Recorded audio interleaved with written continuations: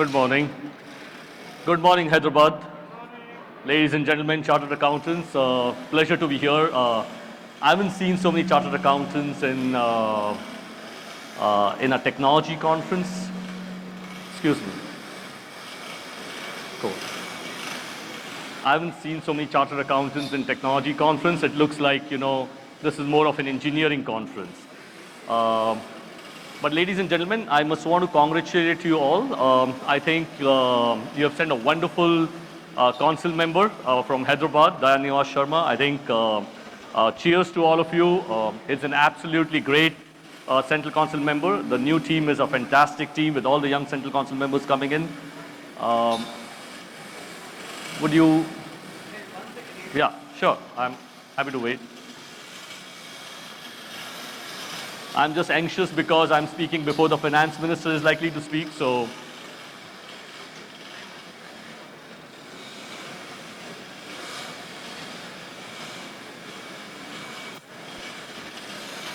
Up and coming for us to see how the future looks like in technology. So I'll just play this quick video for you.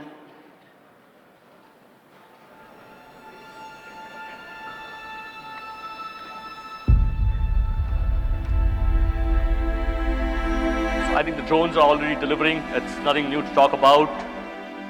Self-driving vehicles will be given in the next 5 years. They're already here. I don't think in Hyderabad this is anything new. You would have flying taxis, literally the technology is available. They're only getting ready for the rules and regulations. Machines will start thinking like human beings. And this is the most important and interesting part of our conversation today.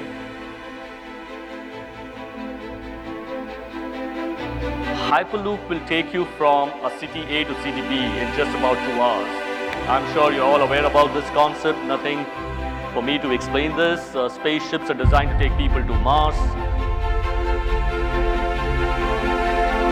3D printed houses and tall buildings. It's said that you may not have cities in the future. You'll only have tall climate controlled buildings. Prosthetics would actually make you super beings. You'll be able to carry any amount of weight. Do something that you've never done. We'll literally be cyborgs in the future. This is very, very interesting. Virtual reality. Virtual reality is going to change medicine. It's going to change operations. It's going to change education. We literally would be digital by the time that we are 2050. Now, I'm not sure how many of us here believe in what is about to come. It is so hard to believe in what is about to come. So bear with me to take you through a presentation. There was a clip which said there would not be cities in the future. There would only be tall buildings, climate controlled buildings with entertainment centers, education centers up in there. I wouldn't want to believe it.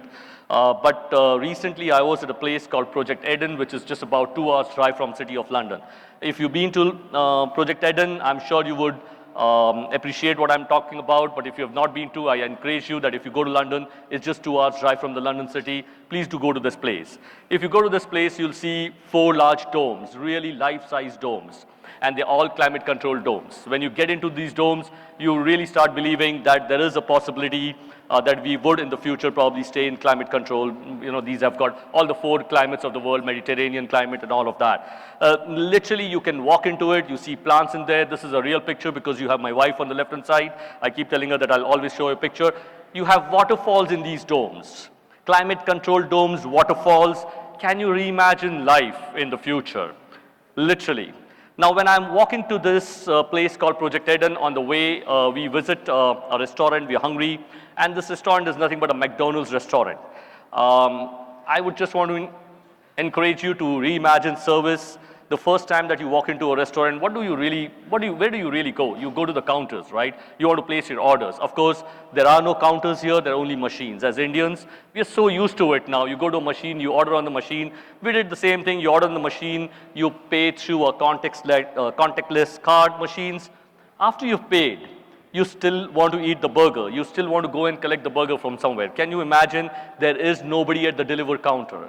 There is nobody at the delivery counter. Right? Because burgers are delivered by machines which are not very automated but fairly automated. And what you see on the right hand side is just one lady who is actually servicing a 100-seater McDonald's restaurant. One lady servicing a 100-seater McDonald's restaurant. You want to experience it? Please, when you go to Project Eden, on the way, this is right on the highway. So bloody interesting. I thought in my mind, why don't I reimagine what's going to look like in the future? And I kind of drew a robotic arm to say that the robotic arm would go in and pick up these trays, it'll put it on the table, and it'll give it back to you. Just reimagination. I'm not sure how strong my reimagination is, but again, let me take you through another example. If you want to reimagine airports, all of us have been going in and out of airports, and we've realized in the last 5 or 10 years how the experience has been changing. When I landed at the Hyderabad airport yesterday night, I saw that the Hyderabad airport is going to introduce facial recognition. How different is that? How different is people are trying to create experiences for human beings which are likely to be very, very different. But look at this. I went to the Sydney airport. This is the largest airline there, the Qantas airline. There used to be a lot of people at the check-in counters. We're all used to doing our boarding passes. We're all used to doing and walking into the airplanes. But if you have a bag, we still go to the check-in counter. Look at this. There are only machines now. There are 40 counters have been replaced by 40 large machines. You go in, you tag your own bag, roll your own bags into the check-in belts, and your bags go away. There's just one lady standing at the end of the 40 counters to ensure that your experience is fine. You want to experience this, largest airline in Australia at the Sydney airport. Changes the experience. What's going to happen? Again, if I were to reimagine this going forward, the technology would be to implant a nano implant in your body to make sure that you're walking through without any security check going forward. You will have a world traveler card with you. You will have a nice nano chip in there. Believe me, while I speak, this is being experimented by United States. Walk in, show your card, your eyes are scanned, your facial recognition is done. People might use one technology, two technologies, or three technologies, doesn't matter. It's all going to be so fast. If I were to reimagine shopping malls, for example, I was in Sainsbury a year back. Again, we had almost 40 or 50 checkout counters. You buy something, you go to the checkout counters, the technology is getting better. They just scan your stuff that you bought and they let you walk out faster. This time when you go to the Sainsbury store somewhere in Slough in London, just outside the London city, they have large scanners now. Why? Because the scanning technology has become better. You go to the scanning place, they ask you, do you want a bag? You pay in your pounds of sterling, the bag falls down, you roll over what you want to buy, and it simply gets into the bag. There are 40 or 50 such checkout counters. There is only one lady standing at the end of the counter to make sure that anything and everything that you do is perfectly done. What I'm trying to impress upon you is not the change in the life that you're likely to have, but it is going to profoundly change even our job profiles. Anything which is repetitive is likely to be killed. I repeat, anything which is repetitive and simple is likely to be killed. I am not saying this. The same Project Eden, when you walk into it, on the main gates you have a big poster. It says, there will be more and more. There will be more and more, less and less jobs in the next 10 years. I repeat, there will be more and more, less and less jobs in the next 10 years. You know why? Because the skills that we have today don't marry with the skills which are required in the next 10 years. Anything which is repetitive is likely and most likely to be killed. Let me try and take you to another imagination. Well, I imagine that you could make this better, but somebody gets up in the morning and imagines, and I'm sure you would have probably looked this on the YouTube or whatever. Somebody got up and said, hey, why do I even want a scanner? Why do I even want 40 scanners? Why do I even want people helping people what to buy? Why do I even want that one lady standing at the counter? I just need a security guard, right? A security guard stands in front of a shopping mall. Somebody walks in, picks up what he wants to pick up, puts it back, and walks out of that store. I was so impressed with the technology. I had not been to this store before, was in San Francisco in March.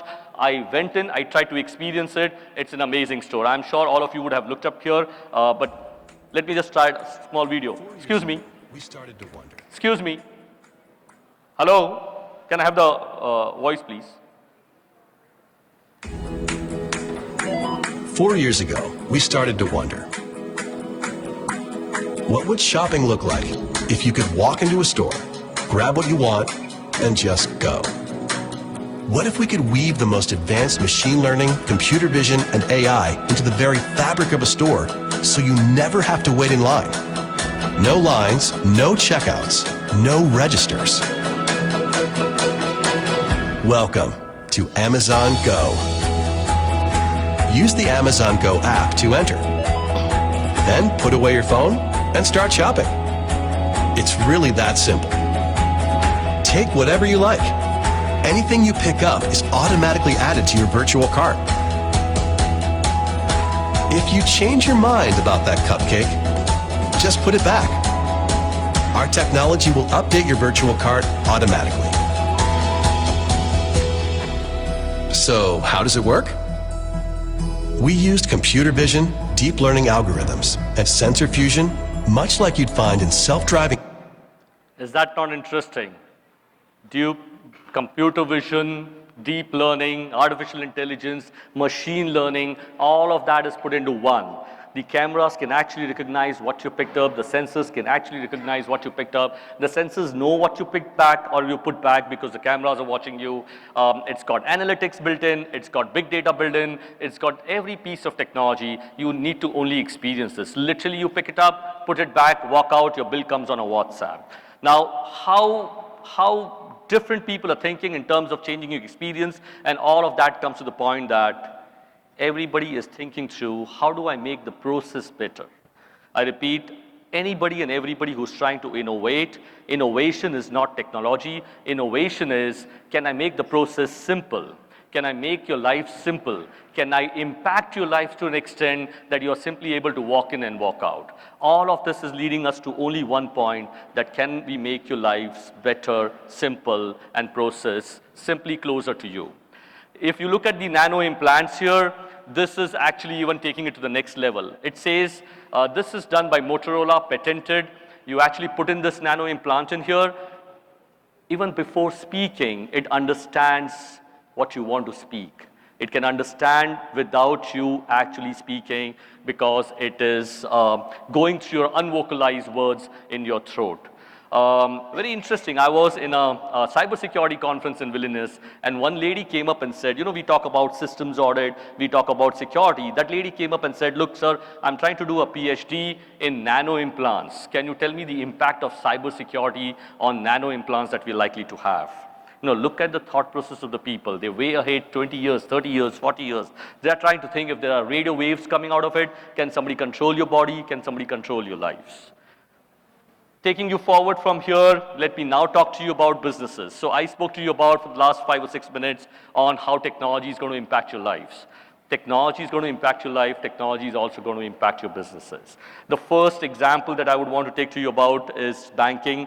Banking is so close to our heart, right? I kept taking a lecture on saying you may not see banks tomorrow. That's one of my favorite topics, that you are likely not to see banks in the next 10 years. And people would literally laugh at me sometimes. How are you not going to see banks? They've been around for 50 years. And chartered accountants would actually smirk at me, because saying, if there are not going to be banks tomorrow, what's going to happen to our concurrent audits and audits that we do? Nothing is going to be there, right? But believe me, ladies and gentlemen, I think there would be no banks in the next 10 years.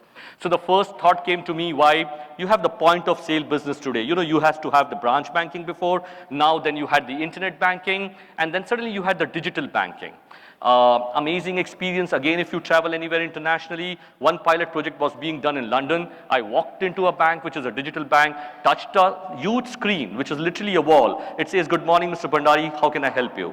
There is nobody in that bank. It's just a nice store, beautiful looking store on the high street, Kensington Street. As you walk in, this is the picture. You don't see anybody inside. You don't see any counter, only interactive screens. This is digital banking. I thought that these digital bankings would also not be there. You know why? Because of peer-to-peer lending and crowdsourcing and crowdfunding. And our Reserve Bank of India, for example, has come out with a paper on peer-to-peer lending, which is very similar to crowdfunding. This also, I was trying to do a kind of a workshop in one of the chartered accounting conferences that I went to. I asked people, what is an ideal bank for you? So somebody got up and said, an ideal bank is somebody who can do investments for me. I said, well, that's already available. Somebody got up and said, an ideal bank could be to do just about everything around savings for me, just about everything about income tax filing for me. I said, this is also just about there in every bank. A lady from Mumbai got up. In Mumbai, we don't have people to work in our houses. So she said, I would love the bank to give me the service of housemaids, because we don't have people in our houses. I said, fantastic. I said, why don't we think wild? And somebody really got up and thought wild, and he got up and said, sir, you know how I want my bank to be? I want to walk into a bank, I want to go to the branch manager, I want to tell him that, look, this is my background, I want $50 million, I want it now, I want it today, I don't even have an asset, I don't even know whether I'm going to repay that back to you or not.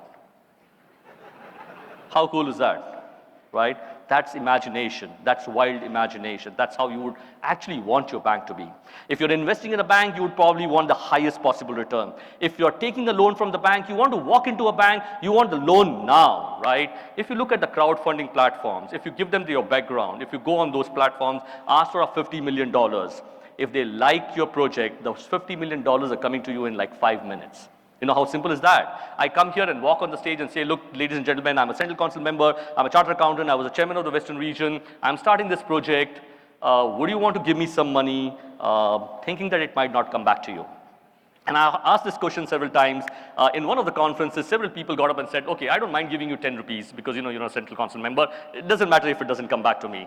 One of the conferences, somebody got up and said, hey, I don't mind giving you 500,000 rupees because I really know you, you probably do a good job, right? What is this? This is nothing but a risk appetite that you're likely and want to take. Today you invest in equities. Today you put some money in fixed deposits. It is risk appetite. When your risk appetite says that why do I want to give it to large banks who do nothing but give you 7% and give the money to all those people where the money is never going to come back to them. Banking is no longer a business of lending. Banking is a business of fee income. I repeat, banking is no longer a business of lending. It is actually a business of fee income. So how does it not make sense for me to put this money where I'm likely to get 24%, but my risk appetite is slightly higher? I thought this was a wonderful concept. This is going to take over the bank, and this is going to take over the world. But in the last 1 year, things literally change very fast. Sometimes I keep wondering, by the time I talk to you, by the time you understand, and by the time you walk out of this place, things would have probably changed. In the last 1 year, I think there would be no banks because there is something called as API banking. I'm not sure if you've heard of API banking, but this is technology talking to the core banking solutions and getting deeper into it, which means that you would not have banks in the future, you would have fintech companies in the future. Let me try and give you an example. Does anybody here know Virgin Mobile? We know Virgin Mobile. It's so interesting. I go all across the world and I ask people about Virgin Mobile. Interestingly, Virgin Mobile is one of the largest telecommunication companies in the United Kingdom. It doesn't even have a telecom license. I repeat, it's one of the largest telecommunication companies in the world. It doesn't even have a telecommunication license. It is an MVNO. What it does is, it knows how to service customers very well, right? It can stand on the counters. It's got beautiful counters. The design is good. Your experience is good. Telecommunication companies don't know how to do that. Banks, ladies and gentlemen, don't know how to do that. They know how to take money and lend you money and, of course, lose money in the process doing that. But they don't know how to give you service. When you want good service, there are people coming up and saying, hey, I'm going to be a fintech company. I'm going to give you a great, great service. Let me try and show you a quick screen of what the fintech companies are doing. Now, I'm not sure if this is very visible, but on the left-hand side, every process that you have in a bank, it is wholesale banking, retail banking, consumer loans, any finance that you want to talk about, treasury that you would want to talk about, anything and everything is on the left-hand side, the co-branding cards, the credit cards, the P2P transfers, the risk management function. Every function of a bank has been divided into various processes on the left-hand side. On the right-hand side, you have the logos of the fintech companies who are working to take over these processes from the bank. Why? Because they're saying, we are good at a particular process. We will do your foreign exchange. We will do your treasury. If you're a trader, please talk to us because we are going to give you better rates than what banks are going to give you. We are better in credit cards. We are better in payment systems. In Africa, you have telecommunication companies larger than banks, right? You would actually be surprised that the mobile payment, which used to be one of the large pieces of the banks, payments used to be a very large business for a bank because it's fee income, has suddenly been taken away by mobile payment companies, and the transactions that you see in China are $12.8 trillion. I repeat, it's not millions, it's not billions, it is in $12.8 trillion. Can you imagine mobile payments are $12.8 trillion? A significant part of the business of the bank has shifted from what it used to do before, and it's shifted into new age companies. You know what banks are likely to become in the future? They're likely to become infrastructure companies. You know what infrastructure company is? I've got a license, I maintain my CASA, I maintain my asset and liability, and I will open up my systems and let other people do what they have to do with the system. right? God bless concurrent audits and statutory audits around banking systems. If I were to reimagine this, this is available in India. There are a lot of fintech companies. The process of loans are going so simple that somebody will actually scroll through your Facebook.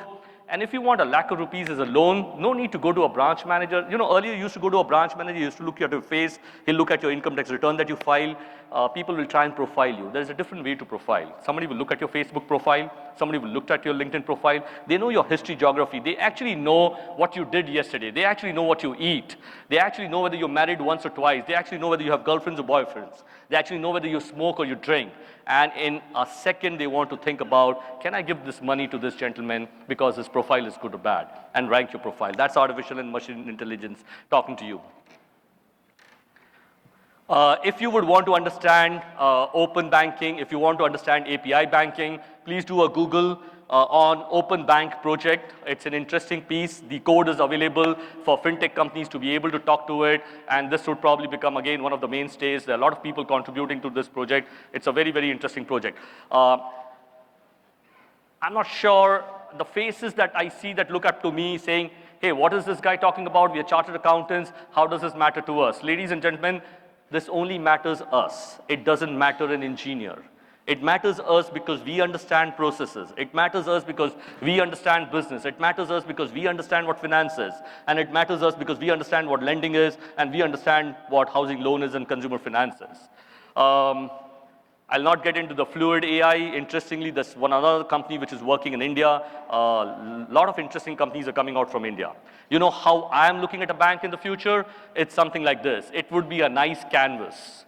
It would be a nice canvas, and you would see an ICICI bank up there. You would see probably an HDFC, SBI, whatever banks that you deal in. Suddenly they will come up and load on your canvas, and the canvas could be called www.bank.com. You don't like ICICI Bank because they didn't give you a good service yesterday. My apologies to ICICI Bank, doesn't mean it's just for names. They didn't give you a good service. You just drag and drop your saving bank account and it moves from SBI to maybe an HDFC. You didn't like HDFC because they don't want to give you loan any longer.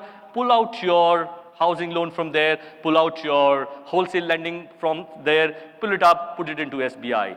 In few seconds, everything that you had with one bank will get transferred into another bank, and it is going to be seamless, which means it doesn't matter in the background which bank is actually servicing you. You understand the concept of shared services. This is literally going to be like shared services.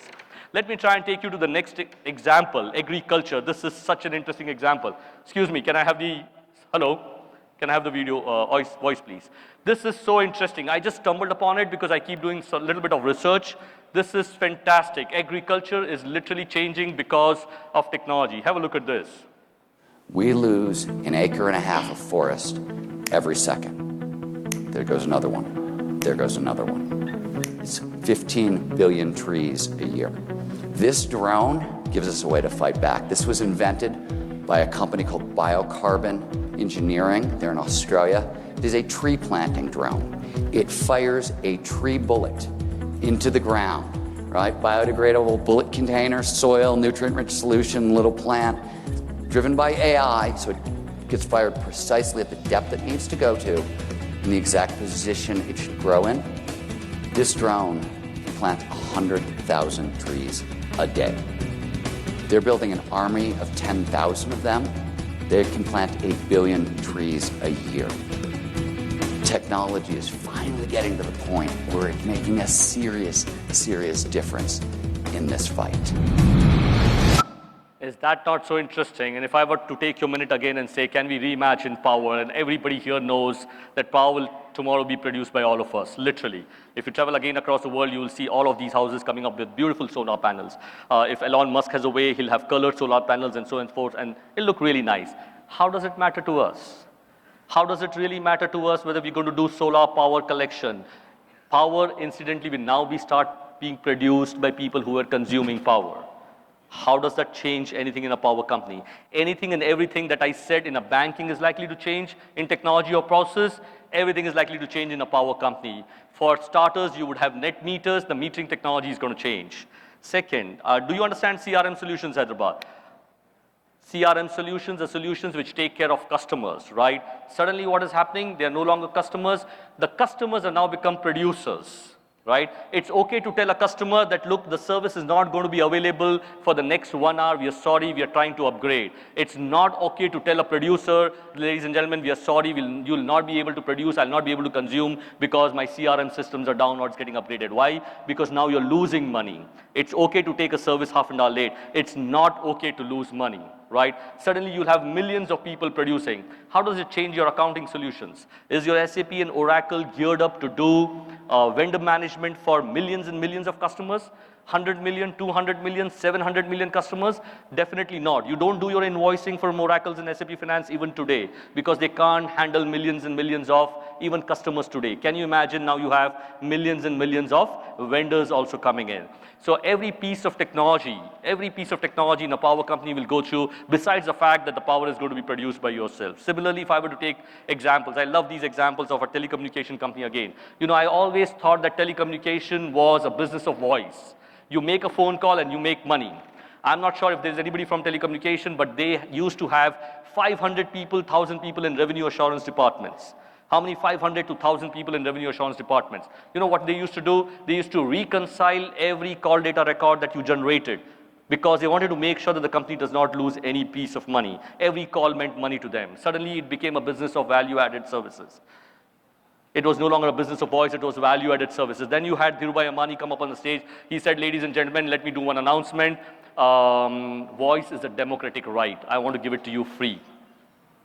Right? Somebody comes up and says, voice is a democratic right. I want to come up and give it to you free. I'm only going to charge you $1, $50 per month to give you maybe 10 gigabytes of data. And data has suddenly become the new oxygen. So you know what is the future for the telecommunication company? It is no longer voice, it's no longer value-added services. It's actually not even data, because even telecommunication companies are likely to become infrastructure companies. You pay to the government 20,000 crores, you put up a wire, what you push on the wire is your problem. I repeat, you invested 50,000 crores, you understood 100,000 crores. What you push on this wire is actually your business. It's no longer a voice business, which means what for us? Suddenly, if you're auditors, we don't have the reconciliation. We don't have revenue assurance department. The entire billing that we used to do goes for a toss. You don't need those technologies. What do you need to do? Just bill somebody $1 per month. End of the story. Your auditing becomes so simple today. I had a very interesting team in telecommunication, one of the largest teams. And I used to keep telling my guys that, you know, let's gear up, let's try and do some business abroad. Look at how it changes your practice as well. Suddenly, there are only 3 companies in this country out of 10 companies that we had, right? Overnight, what you did changes. So not only the business has changed, not only the model has changed, not only the technology has changed, but it also has an impact on what you're doing on a daily basis, even if you're doing a normal practice. And I'm sure we'll have a lot of people in the room who would be doing some or the other work for telecommunication companies. So the telecom companies are changing. If you look at the balance sheet of Reliance Industries, you will realize that it's no longer a game of voice or data, it's a game of content. Have you looked at the Reliance Industries balance sheet? If you look at the Reliance Industries balance sheet and go to maybe page 30 or 40, and you will see all of these logos coming up on the balance sheet. They own the largest content companies in this country. They own the largest content companies in this country. Network 18, TV 18, Viacom, you name it and they own it. Why are they doing this? Because they are gearing up for the next round of play in the telecommunication arena. It's no longer data. I said it is content. It is what you drive on the pipe, and that is what is going to make money. Very important for us chartered accountants to understand this, this principle. Very important for us, all of us, to understand this principle. Consumers are becoming producers. Understanding the business is the core fundamental on which we survive, not auditing, nor is it accounting. I repeat, understanding a business is the core fundamentals on which we survive. It's not auditing and accounting. And if you look at the businesses today all across the world, any business that you look at, literally consumers are becoming producers. That is the profound impact that technology is having on lives and on businesses. And I'll just take a quick minute on this report. You could probably download from World Economic Forum report on Google.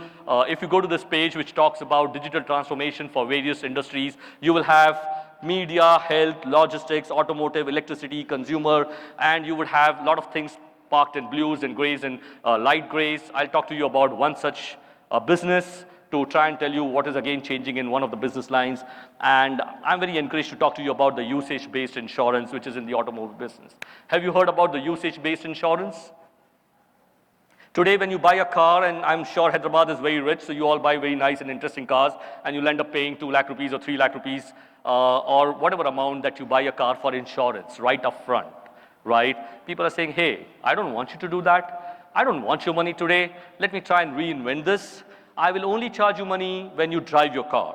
So you buy your car, and your car is kept in your garage, and if you decide to drive it on a particular day, you will get a bill on your WhatsApp, 2 rupees, because you've driven your car today. That's your insurance fee for today.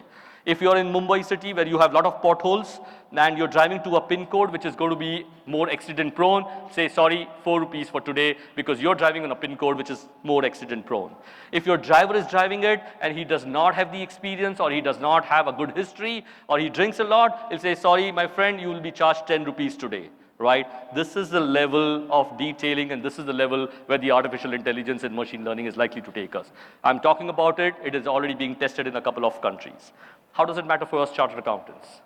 How does this matter if the business changes? It matters because anything and everything that you do in insurance changes. If you work for insurance companies, the way that you collect, even your registration changes, the way that you do underwriting changes, the way that you do your entire life cycle of the customer changes, your entire core insurance solution has to change, your CRM solution has to change, your backend has to change. Fantastic change. We're actually, I don't know if you realized or not, but we're on a cusp of an amazing opportunity, ladies and gentlemen. We just tend to overlook the finer parts and we keep looking at something that we should actually not be looking at so much, and we should be indifferent to what we really look at today. So this is insurance company for you going forward. I am encouraged to tell you this, that people will actually come and offer this to you free. You know why? Because if you don't have it in your hand, most of the transactions you're unable to do. So there would be a quick time when somebody will come and say, hey, I want to give you an iPhone free. Now, I spoke to you about lives, I spoke to you about businesses and everything that is changing. How does it matter for chartered accountants? Let me talk to you about for the next 10 minutes on how all of this changes for chartered accountants. Do you believe anything is likely to change for chartered accountants? Yes. Well, the yes normally comes up in a conference, but in reality, on the ground, we don't see this yes translating into something meaningful. I'm sorry to say this, I keep taking a lecture that auditing and accounting is a dying profession. I shouldn't be saying this as a central council member. I don't intend to mean it in the real sense. What I intend to mean is it's going to take a 360-degree curve. I'm not saying this again. If you do a Google, you go to World Economic Forum, and you will realize that being a lawyer, being a chartered accountant, being an auditor is going to put stress on you for the next 10 years, but it's also a great opportunity for all of you. Why? Because now you have to look at a different prism, and now you have to look at creating a different world for yourselves. So this is interesting. I want to ask you a question. Do you think that SAPs and Oracles would continue for the next 10 years? No, just because I said there would be no banks, there would be no telecoms, so you think that there would be no SAPs and Oracle. I actually believe in the fact that these technologies which are available today are industrial technologies. They've been around. Have you seen an SAP screen? It actually sucks, right? It's not even intuitive. It's not even interesting. You just do it because you want to do it, and they've evolved over a period of so many years. Why are they likely to change? There is an interesting company called Xero. It's based out of New Zealand, I think, valued at $5 billion. Come up and say, hey, I want to offer you something for $10. You know, 80% of the time when you go and do accounting, or 80% of the time when you go and do an auditing, it is actually the time taken on the periphery of the system and not in the core system. And SAP and Oracle Financial and all the other accounting solutions are very good in debits and credits. They're good in their algorithms. But do you normally do invoicing from there? Most of the time you don't do invoicing from there. Do you actually do fixed assets inventory there? I haven't seen it happening there. It actually happens outside the system. And most of the time it actually happens in an Excel sheet, which you then reconcile and put the total value of the GL, and that goes into SAP and Oracle Financial. Most of the time you don't have millions of records which are actually getting into the system. So these interesting solutions have come up and said, hey, you're spending 80% of your time doing something outside the system. Why don't I create this for your system? So these technologies have a great invoicing background. These technologies have a great inventory background. These technologies can do reconciliation for you. These technologies can do electronic billing for you, which is a rage in Europe, for example. You would not see accounting. You know why you would not see accounting? Because if you have electronic invoices, I send an electronic invoice to a teleoperator and say, hey, can you register me as a vendor? He registers me as a vendor. I supply the goods to him. He says, okay, accepted. I send him an electronic invoice. It goes into his computer. Debit credit is done. 30 days is the payment time. It goes to the bank directly. The payment comes to your account. The payment comes in. It goes into your accounting system. Where is the accounts receivable? Where is the account payable coming into the picture now? There's nothing, right?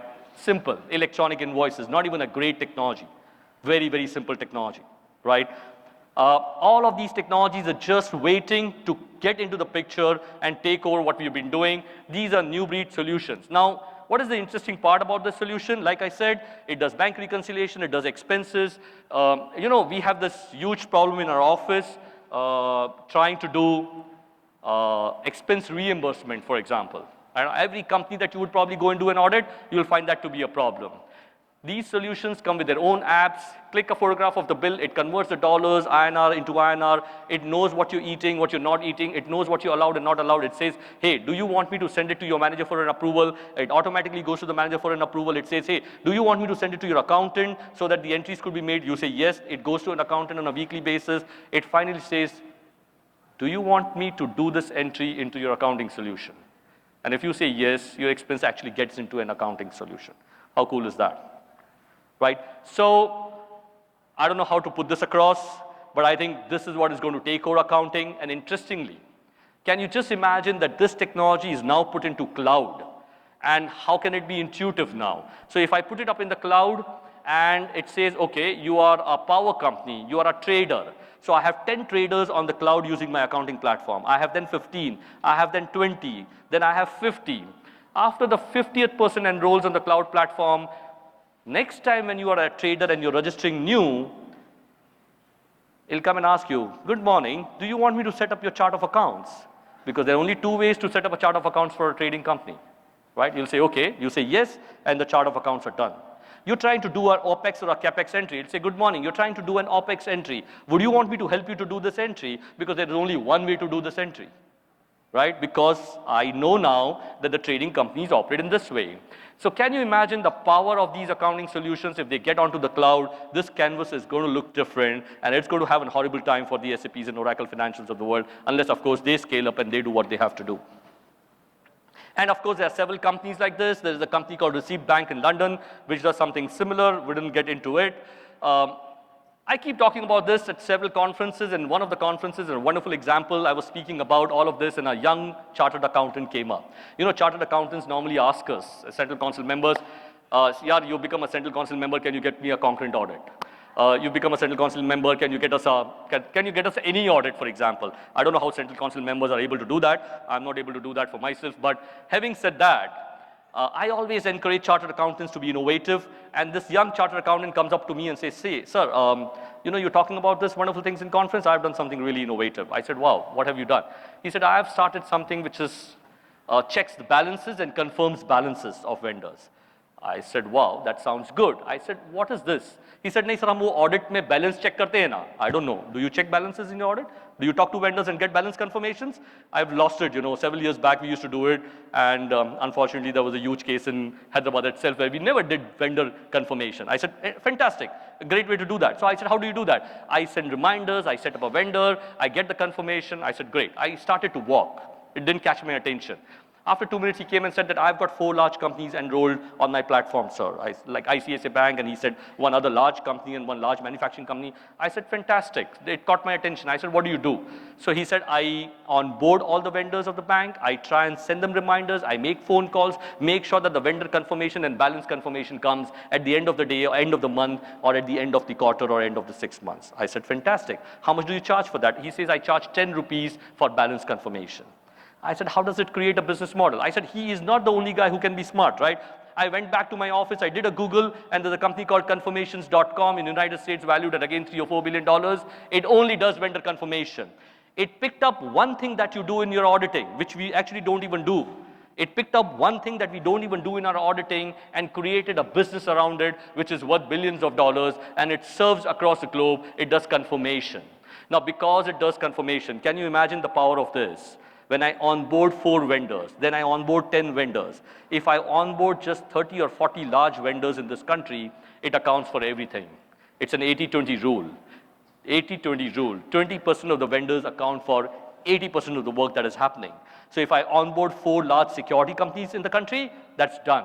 If I onboard 4 large paper companies, paper producing companies in the country, your job is done. Your SCM can be organized, you're more powerful, I am able to give you a better confirmation than anybody else. I hold more power. Can you imagine the business that I can run around it? So chartered accountants are getting innovative, and technology is only a very, very small mean to do all of that. Can you imagine this website may not be even costing 20 lakh rupees for somebody to actually come up with. So you can do asset verification, inventory, all of this. This company works for 16,000 audit firms, 160 countries, 125,000 auditors, 1,25,000 auditors. You know, this literally keeps me awake every night. Technology is converging with human mind. And this is a lady, which is a robo called Sophia. Met her in an RSA conference, a very intelligent lady. This is the first first robo citizen of the world.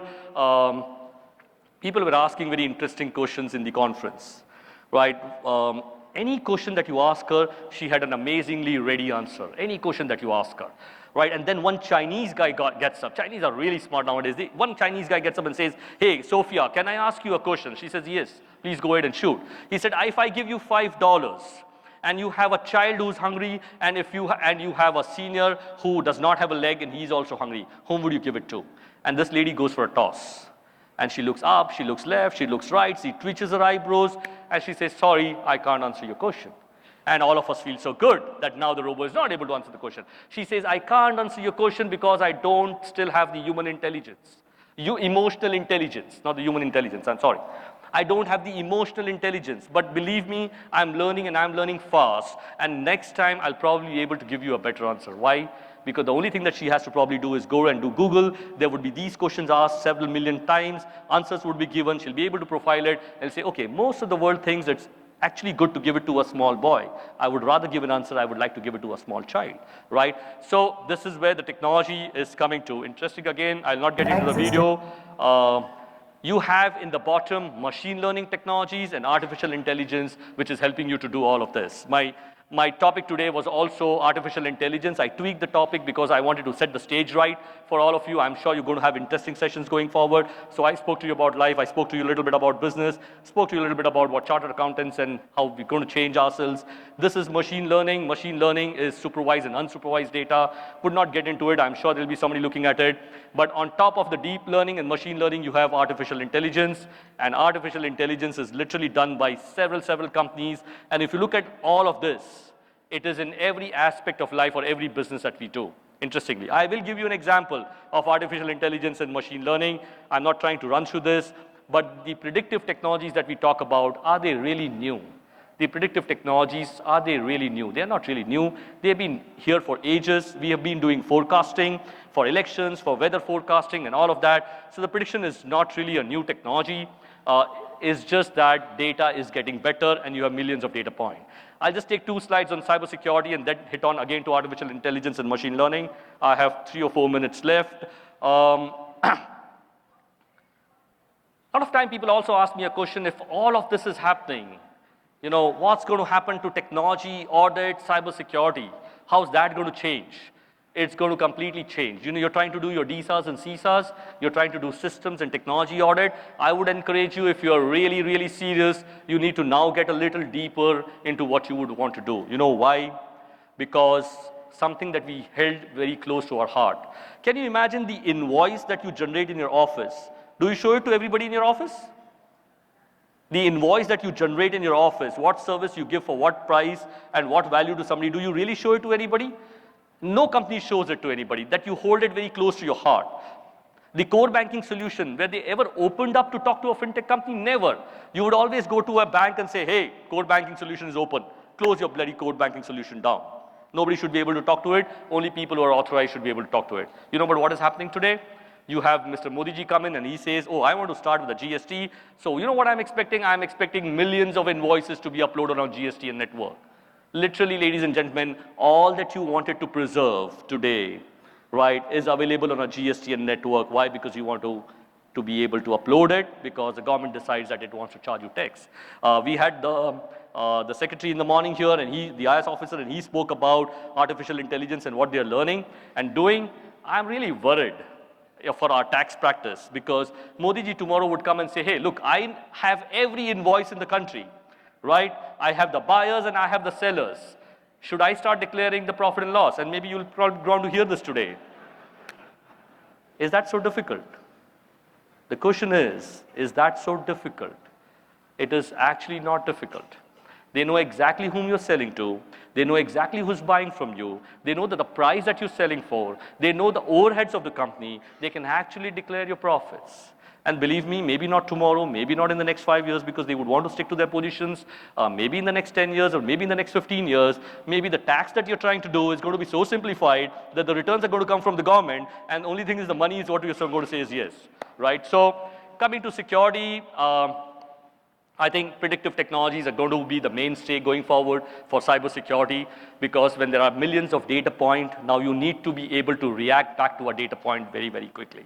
And interestingly, we've developed something in our own office. I'll not get into it too much, but we're doing a user behavior analytics. What I personally believe about cybersecurity is today security is very restrictive.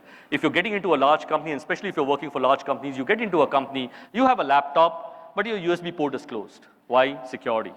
You have a laptop, but you're not allowed to go to internet. Why? Security. You're not allowed to go to a Dropbox. Why? Security. But what were these meant for? These were meant for productivity. A USB was meant for productivity. You going to Google, doing a search, you going to the website was meant for productivity. So today the security is very restrictive, very constrained. I believe this is going to open up in the future.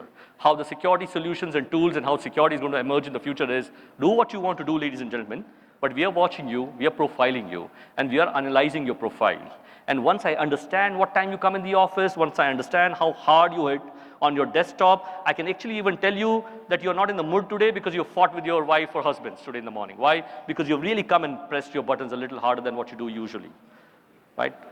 And that is actually available in form of this dashboard. And this is a real dashboard on something that we are trying to do, which tells you that this is not the profile, this is not what he does on a normal basis, and that is why you have the red dot there, and when you look at the red dot, you understand that his behavior today is going to be different. I want to investigate this guy, I don't want to investigate anybody else. So that is how deep the cybersecurity and the technology reaction is likely to be. Why do you want to predict?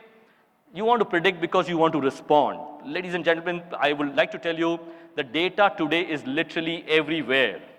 Do you have your investment data with you, by the way? They are in demat accounts. Do you have your investments with you, by the way? They are with Carvies of the world, and I'm sure there'll be a lot of people from Carvi here, right? Your mutual funds are not with mutual funds. So your data is not with you, your data is literally in cloud, right? So what this is trying to say is data is everywhere, security is not the wall, but behind the wall. Let me try and give you the last slide. In cybersecurity, we are always in a state of war. There's nothing like trust or zero trust. Be prepared to respond because paranoia would only keep you alive. And two more slides. I'm sorry, I'll just take a minute or two more to finish this. Very interesting one. This talks about artificial intelligence and machine learning. This is a robo trying to talk to one of our past presidents here, Manmohan ji, in an inauguration of a bank. Can I just have the voice, please, quickly?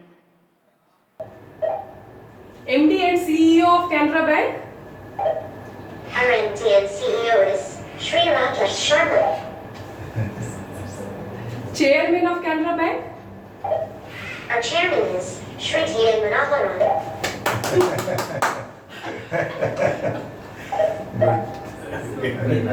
216 questions. Okay, so not getting into this, I was in a conference in London and I was walking ahead and there was this nice looking robo walking behind me. He said, hey, can I have a selfie with you? I was astonished. I said, wow. I turned around and said, sure, you can have a selfie with me. There was a beautiful looking girl walking by with him and I said, I wanted to test the robo. I asked him, hey, is this girl here troubling you? He said, no, she's quite a cute girl. Right? Instant reaction. I couldn't capture the moment. Next time I went to a conference in San Francisco, I had a nice looking robo walking in front of me. I went in behind from the robo and I wanted to start talking to him. Please watch this very carefully. This has all the elements of technology, science, artificial intelligence, contextual algorithm built into this one. So please just watch this very, very carefully. I walk in from behind and I talk to this robo. Little loud, please. And I want to thank everyone at the Academy. Hey buddy, can I have a selfie with you? Hi, namaste. Namaste, how are you? क्या हाल है? सब ठीक है? हाँ एकदम सब ठीक है. Can I have a selfie with you? आपका नाम है?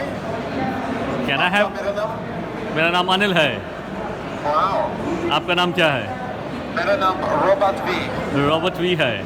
आपके साथ एक सेल्फी खींच सकता हूँ? Yes. That's Come to nice. yourself.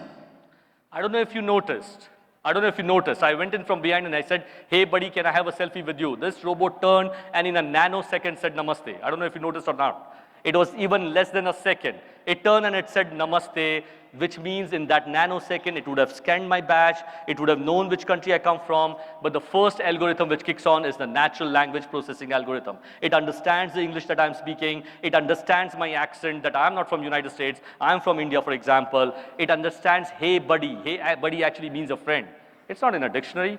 Buddy is a friend, it's been learned over a period of years, right? Hey buddy, selfie was invented just 4 years back. It understands it. It hits the contextual algorithm to say, hey, buddy means a friend, he's asking me to do a selfie. When I actually go and try and do a selfie, I was taking a video, the robo comes up and says, hey, you're not doing a selfie, you're doing a video. So intelligent. Last slide on this, the robo says, please put a number behind your back. So I put a number 2, it says you have number 2 behind your back. You know, we used to play when we were kids, hold a number behind your back in Magic. I have a colleague from Toronto, he hold a number 4 behind his back. The robo says you have number 4 behind your back. We are Indians, we wanted to test the robo, right? We don't want to leave him, right? So we said, last try, we want to test you. And this is the last slide that I have for you. Very good, Kevin. I feel like flipping them off. Okay, last try. That's crazy. That's great. What is that? What, you wanted the numbers behind the back? You're doing the numbers? Yeah, You I'm want to doing tell the the robot because it has infrared that it can scan through you. It can actually... Are you ready? Yeah. It's taking an x-ray. Well, right now you look like you're going to punch me. He didn't put a number behind his back. The robot didn't say that you've not put a number behind your back. The robot didn't say you have put a fist behind your back. The robot said, hey, it looks like you're about to punch me. It kicks in an humorous algorithm. How human is that? So ladies and gentlemen, I think the next 10 years is going to be so bloody interesting that, you know, you'll probably get up in the morning, there is going to be a clock which is actually going to slightly nudge you, not really wake up like, you know, your mothers or fathers would wake you up, lock on to GPS and figure out that you have 10 more minutes to sleep, nudge you, you get up in the morning, you watch a mirror, you stand in front of a mirror, the mirror tells you that, look, you've eaten a lot today, I will talk to the treadmill and say that you need to run for 30 minutes more. So the mirror talks to the treadmill, it runs 30 minutes more, you go on the treadmill, by the time you're finishing, 5 minutes before that, the treadmill talks to your geyser to say that, look, this gentleman is going to arrive for a nice hot water bath, which is at 20 degrees centigrade. He gets in, and by the time you're finishing your bath, it actually tells your coffee machine that this gentleman likes a nice hot cappuccino. Please make a stronger cappuccino for him. And by the time you go and pick up your cappuccino, your dining table is ready with all the news that you wanted to watch. You have your breakfast, you have your news. By the time you're about to finish, it already talks to your car and says, hey, now he wants to drive to this office. Please drive him to this office. And by the time that he gets there, he will be driven to the office. I don't want to sound dramatic. This is available with 5G very soon. But what I'm trying to impress upon you again as chartered accountants here is, you will not see the same watchmakers any longer. You would not see the same bed makers any longer. You would not see the same glass or mirror makers any longer. You would not see the same treadmill makers any longer. You will not see the same geysers. You will not see the same coffee machines. You will not see the same cars. And most of it is what we are looking at. So I would only want to impress upon you that it's time for us not to go to the government to ask for audits, but it's time for the government to look at us. If we innovate, if we think differently, we open up our minds and do something else in life. I can only impress upon you, please do rise above the ordinary and think beyond imagination. We are chartered accountants, we are fairly good, the institute recognizes this, and that is why you have the DAB here. This is the first time in the world that we made a digital assurance and auditing board. There's nowhere in the world. It's a forward-looking thinking, absolutely a great team that we have here. Please bear with us when we kind of don't keep up to the service. We're trying to make sure that we try and encourage you and try and come here and tell you what is likely to happen in the world in however crude form it is. I think the only thing that a chartered accountant can do today is to reimagine his skill, which is so much that we have. I don't think that the end is near, but you need to reimagine it. And we all like hearing stories. I was trying to give you stories which are real stories, but we all like hearing stories. It's time to go and write our own stories. Thank you so much for engaging with me and your wonderful time today morning. Wow, that was really a wonderful presentation. Profession 1.0 version to 2.0 version is in safe hands. I'd like to thank you, Anilji, for the wonderful presentation.